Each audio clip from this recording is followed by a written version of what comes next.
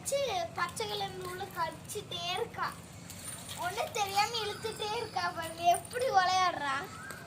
கடிக்கடின்னு கடிக்கிறான், இப்படி இப்படி கடிக்கிறான். அவளோட அக்கா நான் தான், செல்லக்கா. பொறுத்திருந்து பார்க்கலாம் எவ்வளோ அழகா பிக்கிறா பாருங்க. சரி, உன் நேரம் இழுக்கிற அக்கா இருக்க வேண்டி.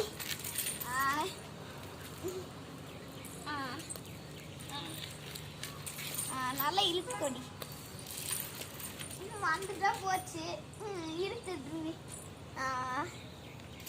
இங்க பாருங்க, மோப்பு பிடிக்கிறா புள்ள, அழகா மோப்பு பிடிக்கிறா.